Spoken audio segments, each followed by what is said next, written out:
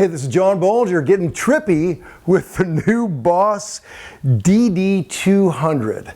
I'm sure everybody, if you're a guitar geek enough where you're watching this, you are familiar with Boss's long legacy with delays. And I've owned several of the different varieties of DDs and really love them. In fact, I remember when I was doing the Andy Timmons rig rundown, we were talking about, we saw Eric Johnson's board recently, tour board, and instead of his beloved Echoplex and stuff like that, he had like a DD-3 or something like that. And we remembered the model number. Andy Timmons was saying, yeah, I went through all my gear and I found, oh, I got a DD-5, not the 3. Anyway, that's some guitar geekdom. That's what we do. We get real specific on this stuff, as you know. But you gotta hand it to the Boss, because they've been making this pedal for a long time, and they're never resting on their laurels. They're always, I think, listening to players and kind of finding what should be added and taken away. And this new one is really impressive. So I want to tell you about the specifics. I think the coolest thing about it is you have 12 very specific delays that have all the kind of candy you would kind of need, the ear candy, but you've got the standard ones as well, which is kind of where I live, more in the standard delays, but it's great to have those weird options. And as you heard on the plane, it also has a looper, if that's your bag. And the cool thing about it is it's all very easy to use. And unlike some kind of bigger digital pedals, this one functions a lot like the original box. So let's talk about the nuts and bolts, or more accurately, the ones and zeros. We start with the fact that it has 32-bit processing and a 96 kilohertz sampling rate. So, I mean, that is studio quality. I mean, when the whole digital studio started out, you were hard-pressed to get a fraction of that, and it's right here in a box. So it's pretty amazing what they're doing now. A factor I really like about this is that there's a memory where you can have 4 memories programmed and store them very quickly. On that little play-in, what I did is I put in 4 different ones, had it memorize them and scrolled through them. But the great thing about this, in a live application, if you have a very specific delay for a song, you could program 4 different ones and switch through them per song.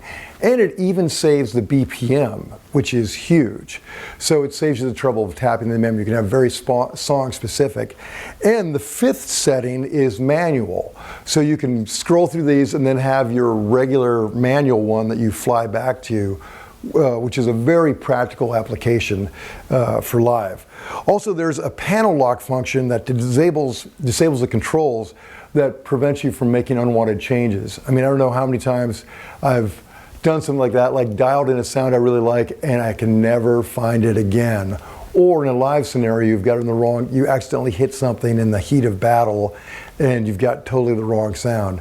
The lock prevents that, and I need a lock, because I will jack it up left to my own. Also, there's on board, there's the on-off, of course. There's this switch right over here either switches the memory or goes to tap. Also, you can add an expression device like this one, this proprietary unit sold separately, and you can either use these for tap or for switching, depending on how you want to set it for your own personal use. There's MIDI as well, if that's your bag. Not my bag, but I know there's a lot of MIDI people out there. There's also a micro USB jack for firmware updates, which, I mean, that's where we're in the digital world, so totally makes sense. Analog drive-through signal and a buffered bypass. It runs on AC adapters or 3 AAA batteries, which is great. I've got it right now. I'm just using this lithium power box by Big Joe, which, you know, same thing as like your standard power. And the phase looper, which is just kind of an added bonus, it gets 60 seconds of looping. So that opens up all kinds of possibilities. You know, I love having it there, because why not? It's kind of that kitchen sink approach. Now, why don't I just kind of flip through some of these settings and you can hear what they sound like. So the standard setting is, like kind of where it all started for the DD series. It's that, although I think the processing rate is obviously higher there where they started. But what I love about it, there's a switch right here with a tap tempo division. So whatever you want, be it half notes, quarters, eighths, or dotted, you can get right here. And you can tap it in, so.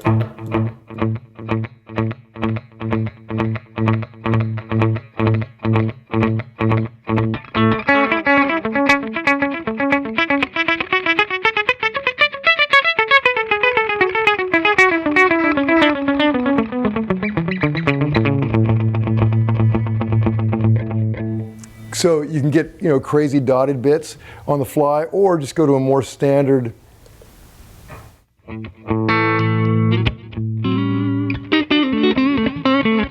eighth like that.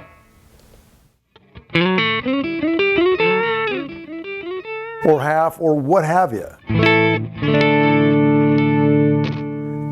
And again, you can hit it with the tap right there, or tap over here, depending on what your preference is, and then save the other for switching between your different memories.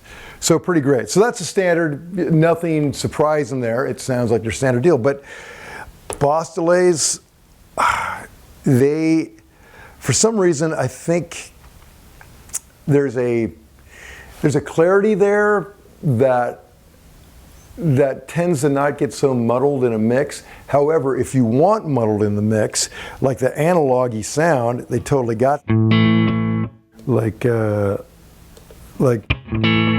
this is their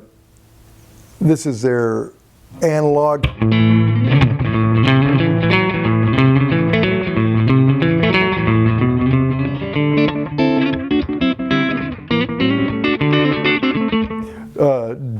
Tape. Let's put that in there. Let me change that tempo. We're kind of on the fly here, but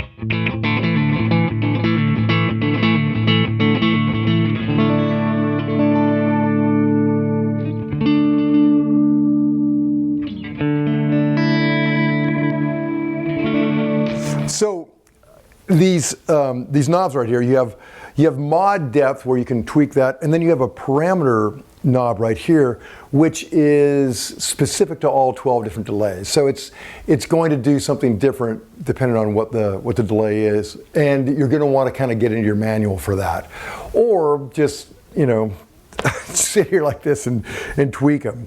Other crazy sounds I have, like those are kind of the standard delays that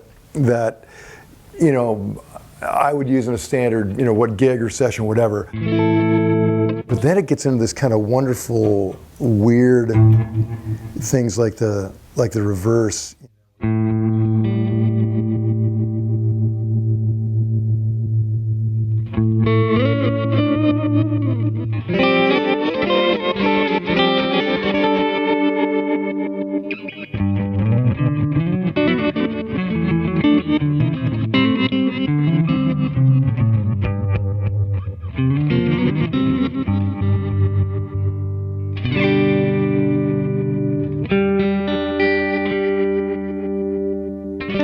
Bring down that a little bit.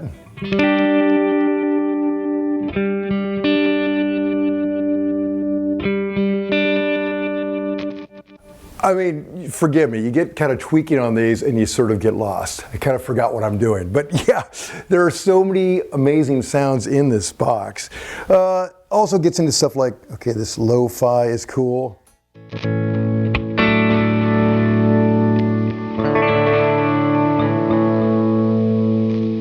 Get that weird little fuzzy bit underneath there.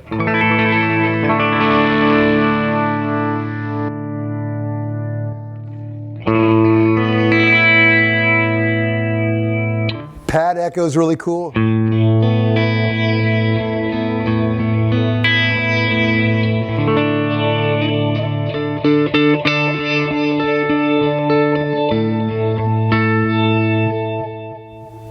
The Terra echo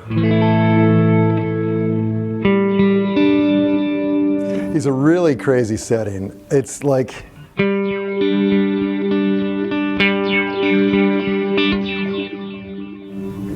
How sci-fi is that?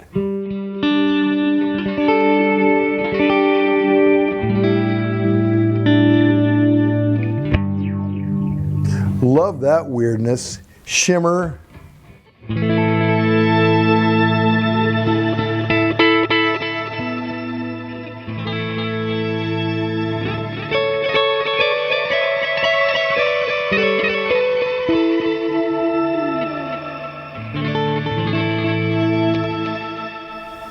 I mean, it's got all the bells and whistles. And the price is $249. So given adjustment for inflation, it's probably not really that more expensive than the original DD series that came out years ago.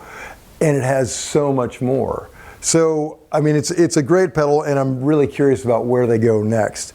Make sure, this is just a first look, giving you kind of a quick little intro to it, but we're gonna have a full review on it on premierguitar.com or in the magazine. So hell, order the magazine. And while you're online, just check out our YouTube, Instagram, Twitter, all that stuff. We have endless hours of guitar geekery. Let's get weird.